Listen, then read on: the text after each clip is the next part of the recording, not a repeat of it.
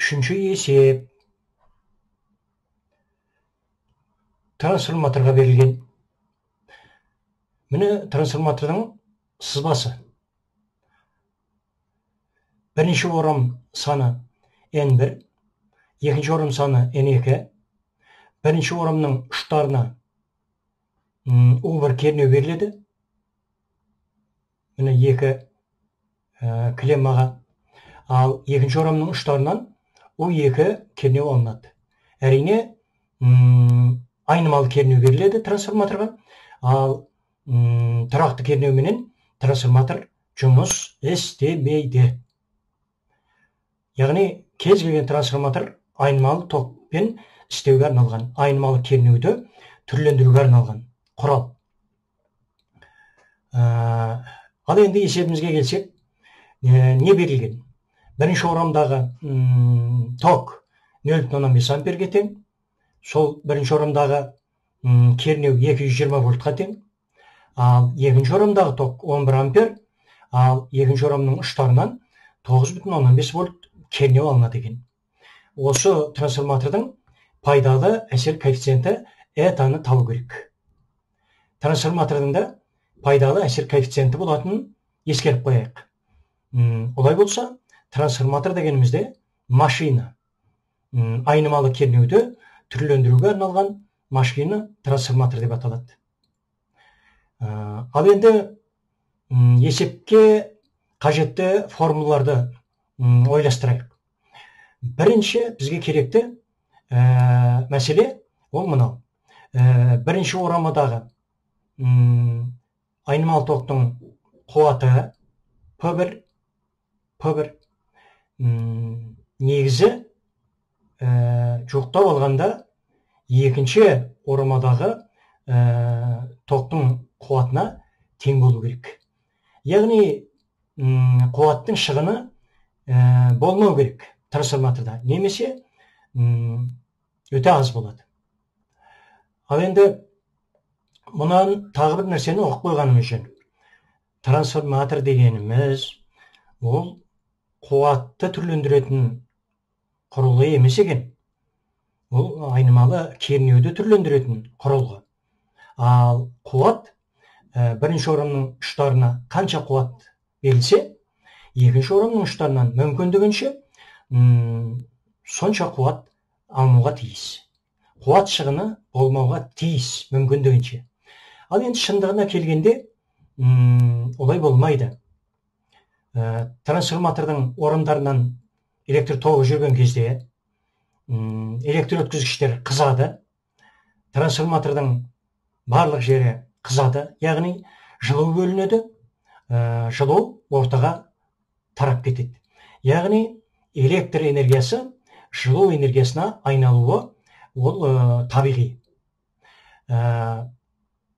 Өткізгіштердің қызбауы, жылудың ортаға таралмауы мүмкін емес. Бұл процесті ешкім тоқтата алмайды. Олай болса трансформаторда да әрқашан энергия немесе қуат шығыны болады. Міне сол себептен де трансформатордың пайдалы әсер коэффициентін ескеру керек болады. Енді осы мәселеге келейік. Қуат шығыны болатын болса, онда трансформаторда негізінде бірінші орамның ұшына берілген қуат ол әрқашан екінші орамның ұшынан алынатын қуаттан үлкен болады. Өйткені жаңа айттық, трансформатордың бойында энергия шығыны болады да, екінші орамның ұштарынан азырақ қуат алынады. Олай болса біз мынаны анықтап қоюымыз керек. P1 ол трансформаторға алғашқы берілетін барлық қуат.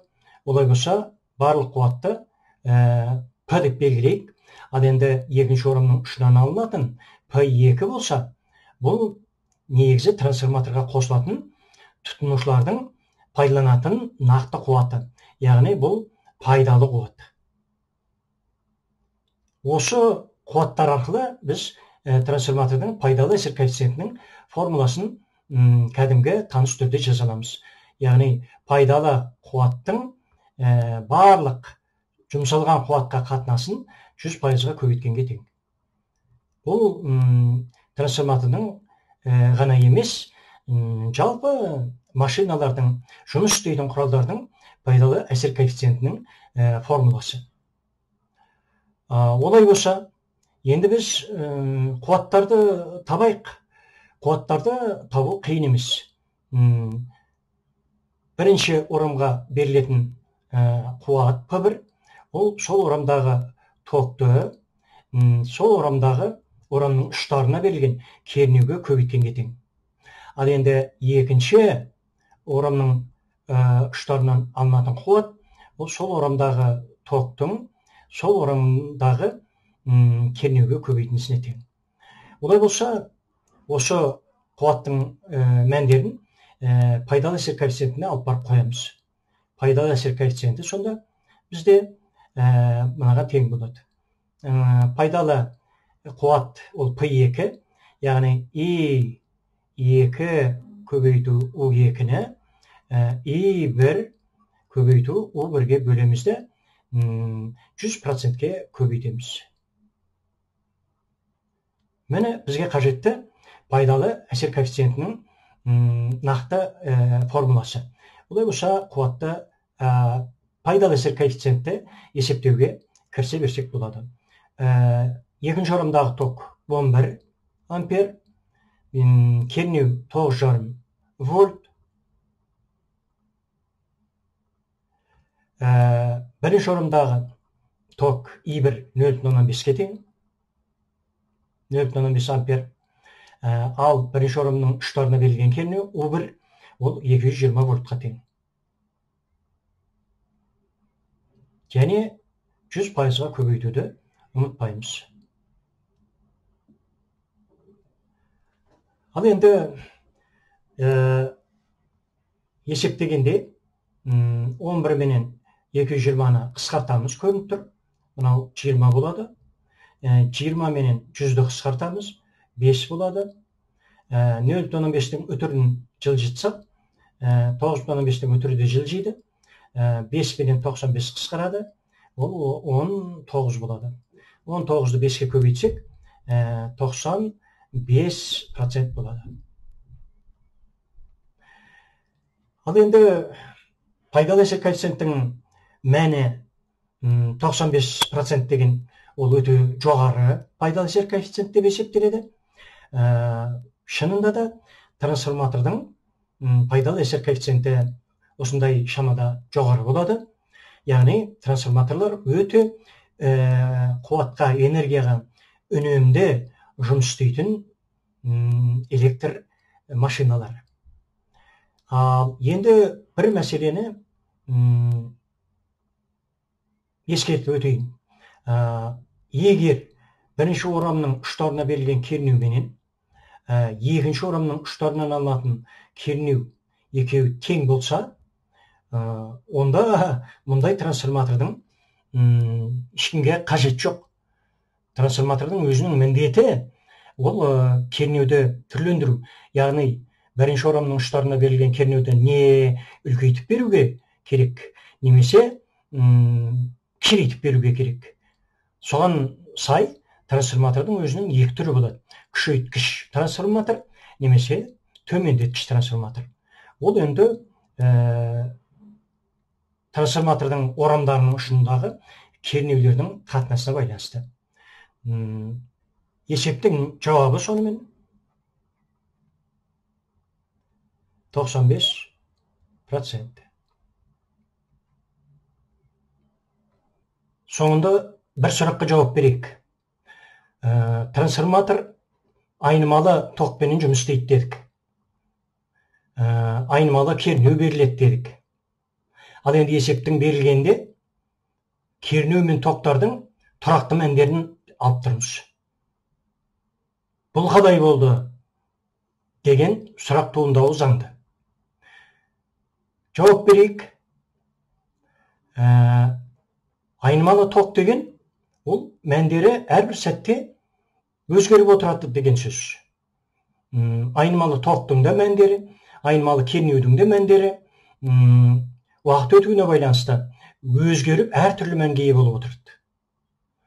Ал енді трансформаторларды жарату үшін, пайдалану үшін оның бір тұрақты параметрлері болу керек. Токтың, кернеудің де, қуаттың да бір тұрақты мәндері болуы керек. Міне осы жерде мынандай бір пайдалы мәселе бар. Біз алып отырған